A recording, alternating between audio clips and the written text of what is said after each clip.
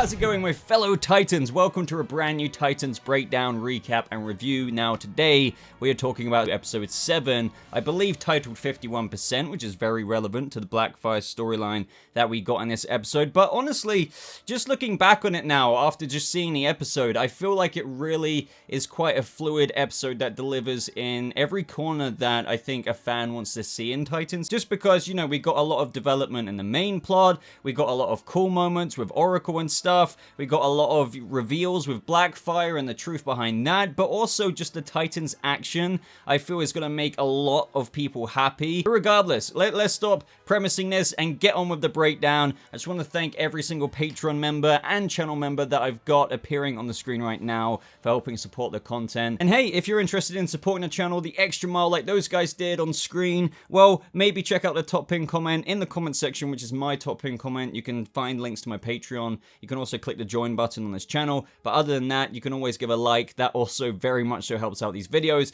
But let's start off with the very beginning of this episode, and that is with Barbara waking up. Long story short, there have been attacks in Gotham, and actually, whilst I'm thinking of it, I was hoping to see more Tim Drake in this episode. I know we're going to get propelled into his story now that we're very much so in the back half. I just thought, considering the end of last week's episode, we would have got that, but this still does indirectly / directly pick up from that, since the drugs are starting to hit the streets now, especially through what Jason did at the end, through supplying those thugs to shoot up Tim Drake's family, and it's just causing chaos throughout Gotham. And a lot of you guys were right from last week's episode as well. I didn't necessarily know why they took the photo, just because I didn't think they would be launching straight into hacking Oracle itself. But you guys were right, they did. That's why Lady Vic took the photo of Barbara, so we saw Crane making that kind of facial reconstruction in the program and stuff. Like, to me, it's very nuts just seeing how powerful Scarecrow is here. And I know not every last person is on board with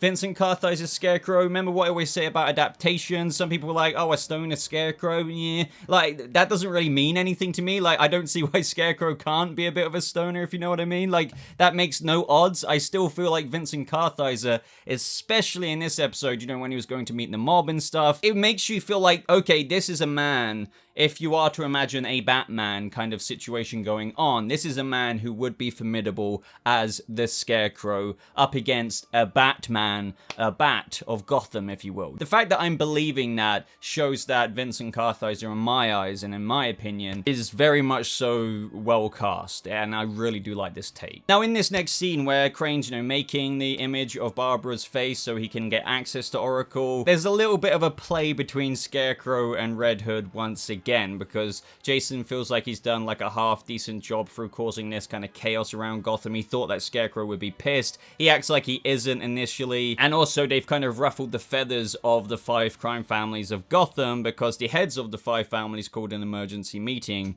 wanting to talk to Red Hood. But really, this was the perfect opportunity to reveal the puppet master, Scarecrow. Now, Jason was going to go there to show them who's boss, but that's when he wanted to fuel up first, so he takes a hit of the anti-fear toxin, and it basically makes him cough till he passes out. But this leads into the scene that I've already managed to kind of, you know, hype up quite a few times, just because of how much I love it. Vincent Kartheiser's approach to the 5 crime families was just so cool. He didn't need to show too much intimidation, but through absolute calmness in a way.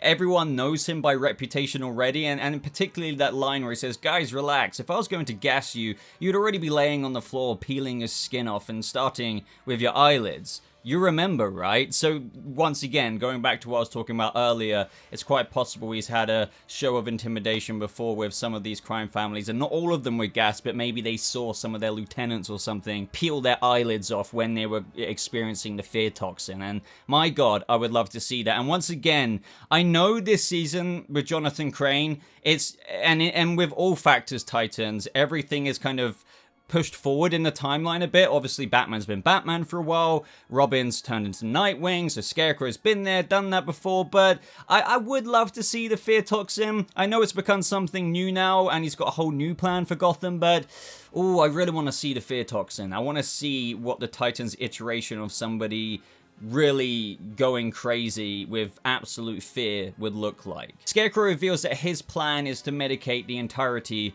of Gotham City, and he says that he's wanting to help Gotham, and he always has. That was his plan 2 years ago when the Batman disrupted it, but now he can finally see his plans come to fruition. This was also another kind of thing, and I don't know how much more discourse is good. I think this discourse will maintain for quite a while when it comes to the redemption of Jason Todd and, you know, the motivations. And I've been giving the drug quite a bit of blame for that, and I still do stand by that. I don't think everything excuses everything, and I still do feel like, and I've been replying to some comments last week, that we need some kind of one more punch to kind of solidify and understand Jason's motivations through things that people are still trying and struggling to believe a bit when it comes to like killing Hank and things like that. But they do keep dropping little subtle lines in there. So your basic instincts are set free from restraint, free from conscience. So it's like that's trying to, you know, dive into more on how you just don't have any remorse with what you do, and what is left is instinct, so you can kind of project that into Jason's actions a bit. But that still isn't enough. But there is another line in the episode when the Titans are gathered around the Bat computer and Dick Grayson's talking to them, in where Starfire literally acknowledges through saying the line that it's turning people into violent psychopaths. That's what it did with Jason, and that's because the Batcave is looking at people and all the people who've died in the past 2 hours, and that was just a trial run. And like, imagine 30,000 people. Like, so already they're literally witnessing dozens of people turn into psychopaths. So with that in mind, what would that same drug do to someone like Jason? Now, I'm not saying that is all the justification in the world, but they are trying to put it in the script, aka when the Titans are looking at it from the CCTV of all of this disruption in Gotham already, just through the trial run of drugs, they turn into psychopaths. So does that kind of make it more believable for some of you guys as to how the puppet master of Jason being Crane and him giving him that anti-fear has made him somebody who he quite isn't, and thus also creating a vicious cycle? Because also through Jason taking this drug, he becomes reliant on it, so his escapism from the reality and the remorse is further fueled by taking the drug again. So it's like a vicious circle. I don't want to go on about this forever, but I do feel like the writers are putting it in there as to how Jason is the way he is. But still, that doesn't rule out an actual full outright redemption. This leads Dick to think of another solution, one that has already been brought up, but now it seems that there's no other way around it, and that's to go to another computer in the GCPD that has a bit of better hardware, so to speak, but they haven't been using it, and that is because it's illegal, and that is none other than Oracle. Now, I know not everyone will probably be completely happy with how Oracle's been solely made a machine rather than it being kind of realized through Barbara, even though it technically was, because at the end of the day, she would have invented this machine. As I mentioned in my last week's review, you can liken it to that of the Dark Knight with the sonar program, of how Batman had access to anything and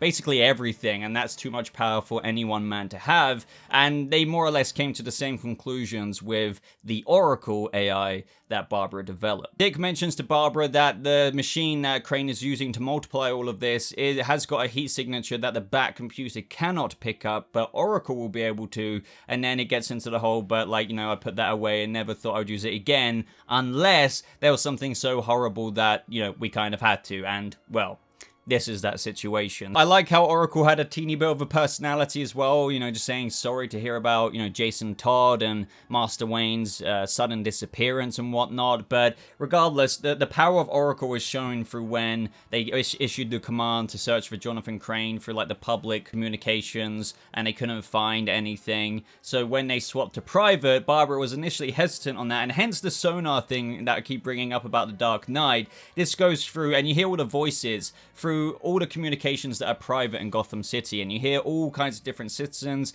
saying various things, and this is it. This is like why the NSA slapped an injunction on them, because this is such a breach of data that even, you know, considering vigilantes, they are illegal in of itself. Imagine a vigilante then having this machine. It looks very bad in the eyes of the law, but also it is insanely powerful, and this is insanely helpful. Now, this would have been a great plan if Crane didn't already know that they'd be using Oracle to do exactly what they're doing, and that is to find him. So they got that address, but lo and behold, it was a trap. Now, there was another scene between Jason and Scarecrow in between all of this that just kind of flexes Scarecrow's happiness with his whole plan. He kind of goes on to how he beat the Batman, and he says it wasn't with fear, it was with patience. And what he's going to show Jason through his, grand diabolical plan is that he doesn't need to go running around Gotham City to destroy the Titans. You can just sit back and watch the Titans destroy themselves. And yet again in this moment,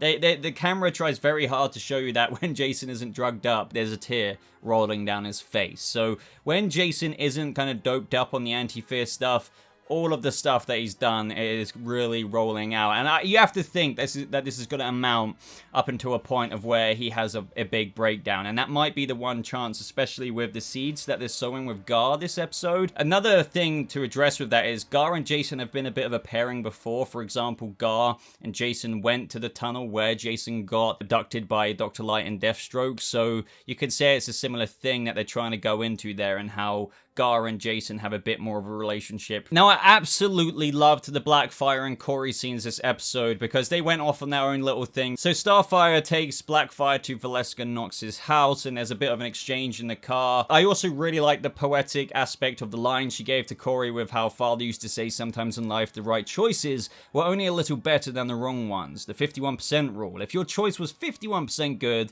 then 49% bad, then you take it. And obviously we learn that they came to that same kind of analogy with the decision to kill Blackfire if it meant peace for Tamaran. Now, Valeska Knox agrees to help them only if she also helps them. So she sends them to retrieve her son. And my God, guys, I didn't expect this to go where it went. Like, honestly, I didn't. So they managed to convince the son to come back because Gotham's gonna get nasty. So trust me, you ought to come with us regardless. But when they brought the poor kid back, she freaking shot him in the head. I did not see that coming. And it was so, like, abrupt that, I don't really get jumped on things, but that was just like, damn, and obviously this made Starfire very angry because she did a lot of convincing to get him to come, and considering that he seemed like a guy who really wanted nothing to do with his, heritage and how dark and they're in the corruption of Gotham and all that. And it turns out that he was working for the FBI anyway, which is why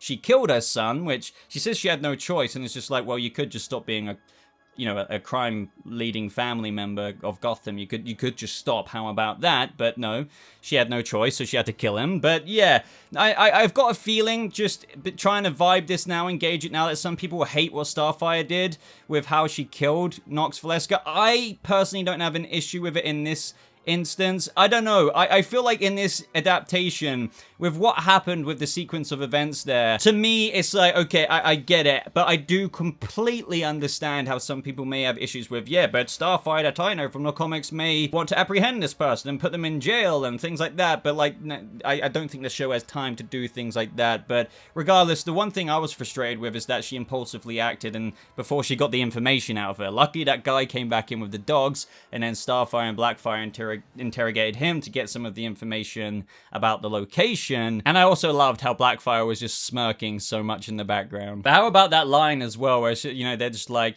fair enough, Titan, I'm gonna give you your information. She's like, I'm not just a Titan, I'm a queen. And there's a lot of queen comments being made around Starfire and Blackfire. And my God, to be honest, there is, quite a queen moment with Blackfire later, because that suit moment, Jesus, wow.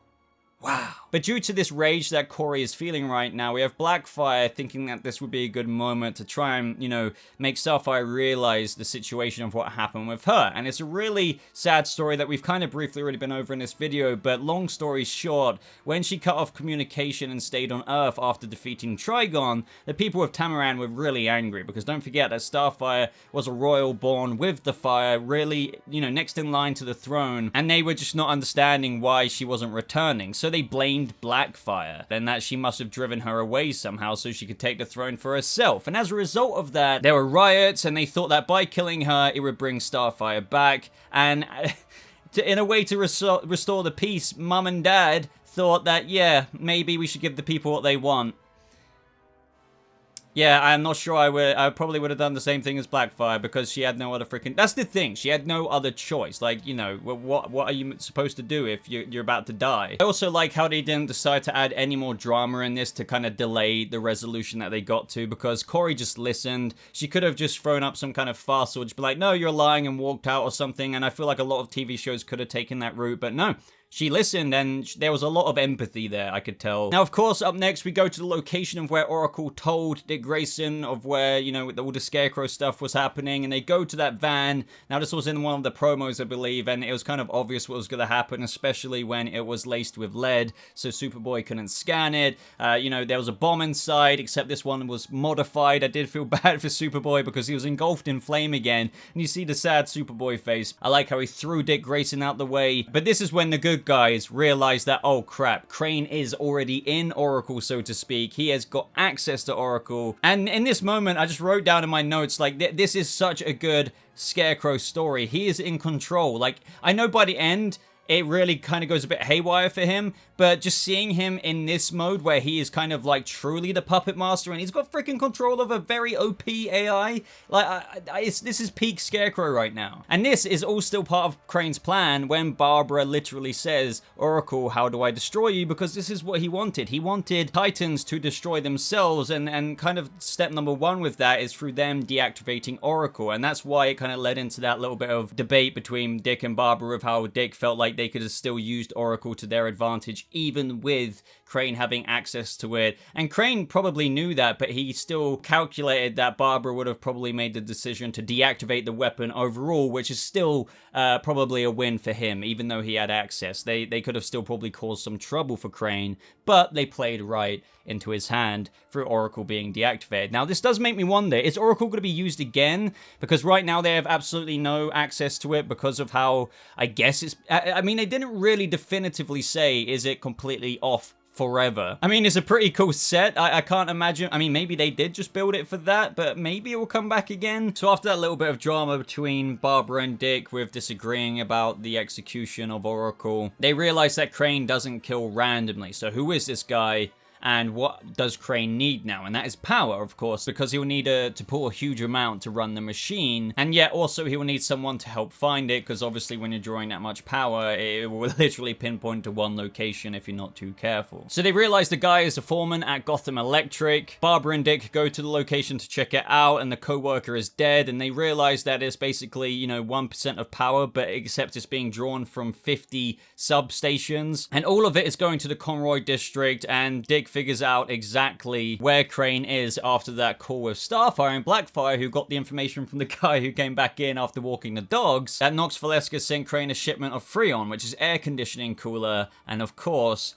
that is usually from none other than Victor Freeze. So he knows exactly where he's at, and that is the Snowy Cones Ice Cream Factory, which is obviously a massive nod to Mr. Freeze, as that is basically his headquarters, his base of operations, even though I guess Mr. Freeze is in Blackgate or Arkham because of Jim Gordon's death, you know, because at the end of the day, the freaking base of Mr. Freeze is being used by Crane now, so I guess Mr. Freeze is kind of long gone. And this is where we're leading up to the more or less the ending of the episode. Even though there's quite a bit of like action and stuff ahead, all of this was just a great ramp up, like a great springboard to end the episode off on a high note of what I think Titans fans have wanted again this season since the early episodes. Because during the early episodes of this season, we got, you know, the attitude of what they wanted to bring us with season 3, the Titans being together, but then obviously with Red Hood, I felt like there was a bit of an interlude with all of that drama. Not a bad interlude, but like, you know, stuff that needed to be figured out. But now they're kind of unified again in a sense, especially with Corey and Blackfire being not solid, but together again now. It felt like a really strong end and you know, a sense of conviction and vigor going throughout the rest of the season. Even though we've got a ways to go yet, I'm sure there's going to be quite a few kind of curveballs that they all need to dodge still, but it just felt like, you know, they kind of found themselves again in this moment. Now, Superboy checks in on Blackfire and Wayne Manor, and it's nice that he's doing that, but you can tell what they're doing here through especially the line of dialogue we got during the fight scene. And I'm just going to jump to that straight away, because we have all of the characters getting their own little moments during the fight scene. And we have Blackfire come up to Connor in that moment saying, X-ray vision, super hearing, super strength. I'm wondering what other skills you have. And he's just like, I'll have to show you sometime. And you really do have to think if that was said very innocently. And I say that because when he says, I'll have to show you sometime, I don't necessarily think that was a reply to like innuendo-wise get back at Blackfire, because he might have just been in a Superboy Connor Kent way with his kind of naivety, just like, oh, I'll have to show you sometime, you know? But clearly Blackfire really still digs him. Now, I would love your guys' opinion on this. Do you think this is too weird?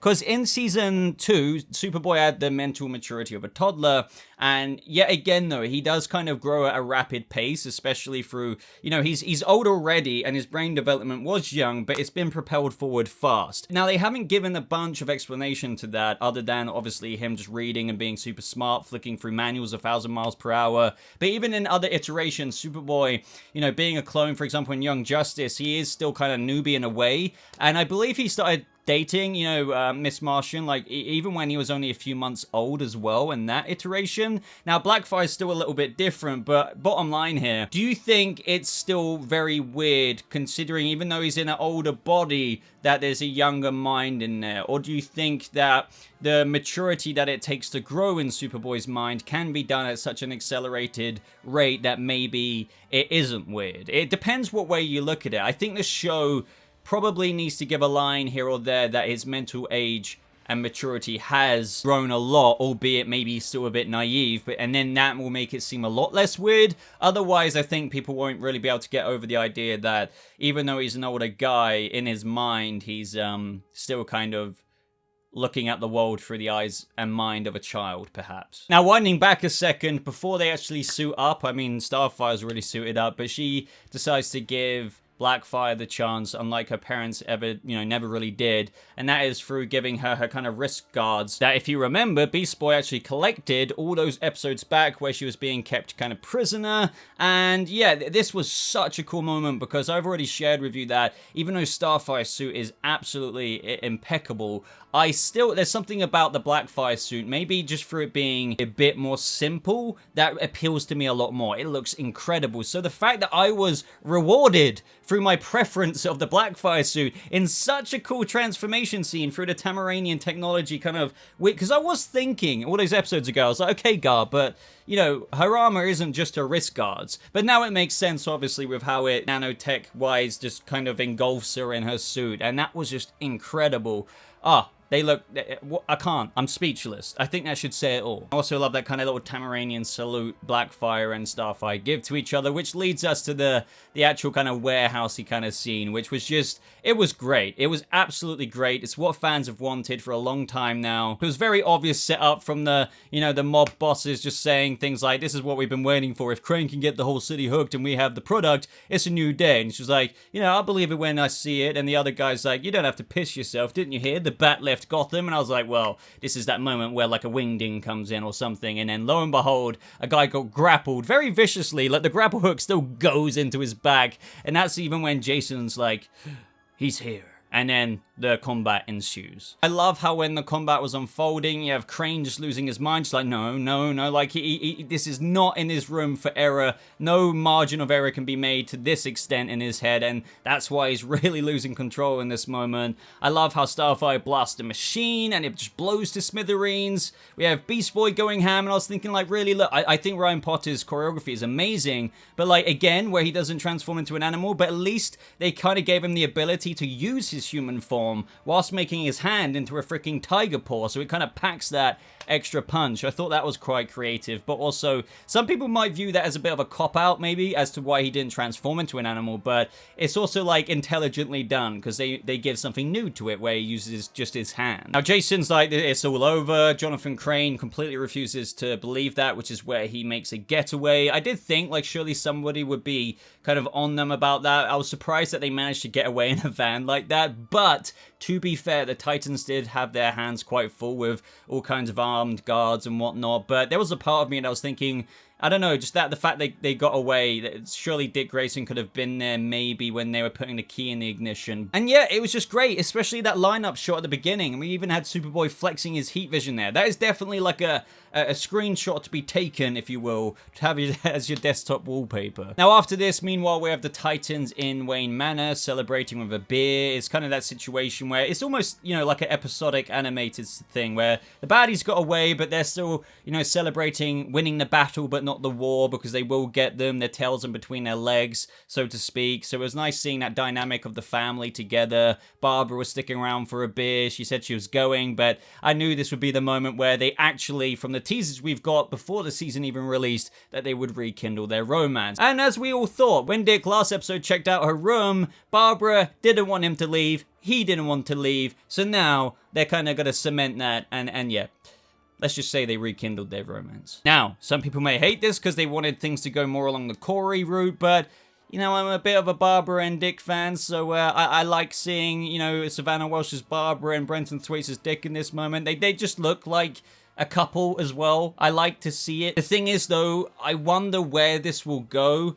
If it is just a rekindling of a romance, does that mean it will have any longevity to it? Rekindling a romance doesn't mean committing to a relationship, if you know what I mean. So I'd love your predictions on that. Would you like to see Dick and Barbara stick this out for the long haul, or do more of you want to see it just to be a rekindle? They kind of like go their own ways by the end of the season kind of thing, but that leaves room for Corey to be explored potentially with a romance with Dick next season, because there's been little Corey Dickery hints to that as well. But also this episode we had Gar at the very end, but prior to that we had scenes of Gar going into Jason's room. Once again, it seems like he's the only one who really wants to try and bring Jason back. No matter what he's done, he just wants to, you know, bring him back first and then deal with the repercussions afterwards. So he goes into Jason's room. I like how they brought out the Beast Boy face, so to speak. So he used his sense of smell to find if there's something else lurking around, which is when he found a secret compartment, which led to a note from Molly, which then led to the end of the episode for him to go to Molly, another person with a like mind to him,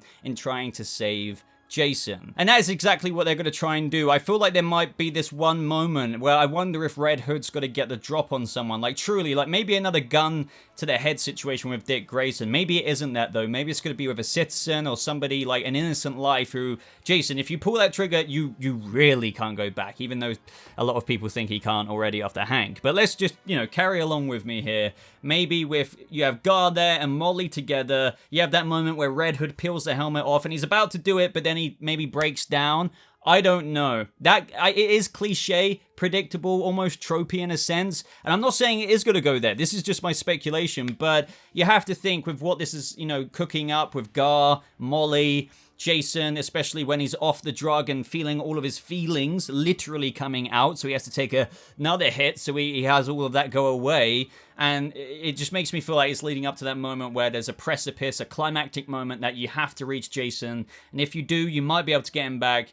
But if not, well then it's already too late, and I'm wondering what that scene is going to be. But everyone, that was more or less the episode, so I had a lot of fun with this episode. It hit a lot of beats that I wanted it to, there were some surprises in there, and it's just, I feel like this episode was a good example of what Titan Season 3 is now. Like, you've got the Titans in it, you've got them fighting, you've got them working together, just in the ways that I think a lot of fan, or every fan, wants it to be depicted on screen. You have Scarecrow stepping into the mastermind shoes of himself with the scene in front of all the 5, you know, crime family heads and whatnot. That was awesome, even though he lost a bit of his power towards the end. Got Blackfire in a frickin' Tamaranian suit with Starfire now. They're gonna, well, they've basically already reconciled, but I'm sure they're just gonna get stronger from here on out. And I just can't wait to see where it goes from here. Plus, it does look like we're gonna get Raven in the next couple of episodes and seeing what she's up to on Themyscira as well. So, yeah, lots to look forward to, guys. Titans is still not quite done yet, even though it's absolutely crazy for me to think that we're 7 episodes in.